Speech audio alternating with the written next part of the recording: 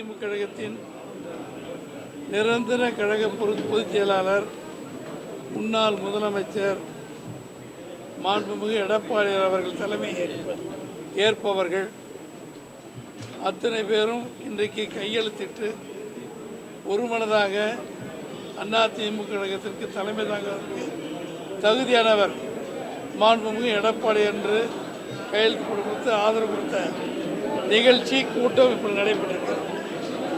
நான் கேள்வி என்னப்பா,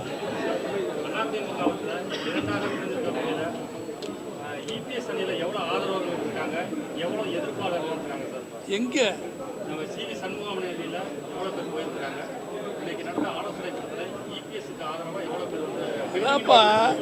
ஏற்கனவே சட்டமன்றத்தில் இபிஎஸ் ஐயா கூட 22, அவங்களுக்கு 28. வேற என்ன கூத்த கூடியிருக்கா? 100க்கு 100 இங்கே எல்லாம் இபிஎஸ் பொதுக்குழு இருக்கு. 1-2 வராமல் இருப்பாங்க. நாளைக்கெல்லாம் தெரியும். பல பேருக்கு தவறு போயிருக்காரு. மெஜாரிட்டி மக்கள் எல்லாம் வந்துட்டாங்கப்பா. உங்களுடன் இணைந்து செயல்பட்ட முன்னாள் அமைச்சர் விஸ்வநாதன், சி.வி. சண்முகம் போயிருக்காங்க. நாளைக்கு இணைந்து செயல்பட போறாங்க. நாளைக்கு அவர் வரதுக்கு வாய்ப்பு இருக்கு. எங்க வர்றதுக்கு? உங்களோட இணையறதுக்கு. அதெல்லாம் அவர்கிட்ட கேளுங்க. என்ன கேட்டா நான் எப்பயா சொன்னேன்? என்ன தண்ணி கிணி என்னப்பா இப்படி சொல்றாரு? இப்பதான் பேச ஆரம்பிக்கிறேன். நான் எப்ப சொன்னேன்? நான் எப்ப சொன்னேன்? இருக்கிறவங்கள கூப்பிடியான்னு சொன்னேன். இணையறதுக்குன்னா கட்சியில் ஒரு சில பொறுப்புல இருப்பாங்கல்லப்பா, தெரியாம கிறுக்க மாதிரி உட்காந்துருப்பாங்க. வாங்கடானா வந்துடுவாங்க.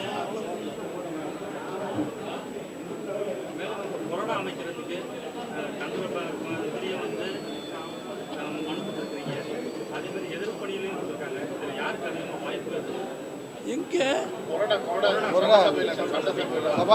அதான்ப்பா, அதெல்லாம் சட்டசபைக்கு உட்பட்ட பேச்சு. இங்க என்னப்பா கேட்குறேன்?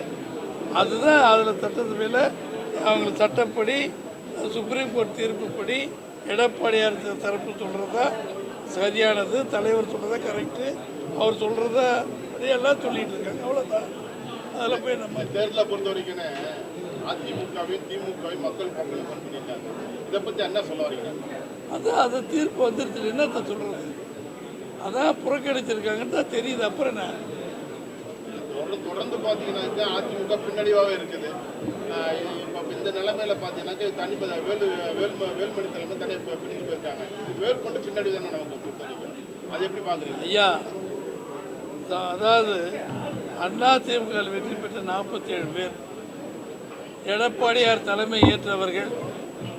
ஐயப்பா, எடப்பாடியார் தலைமை ஏற்றவங்க சரியாக இருக்காங்க.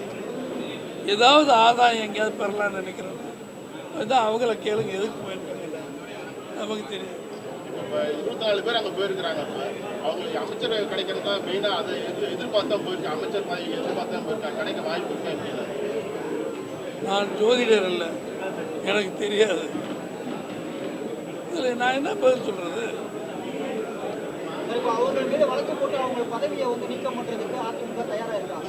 வேறு வழி அதிமுக தயாராக இருக்கிறது.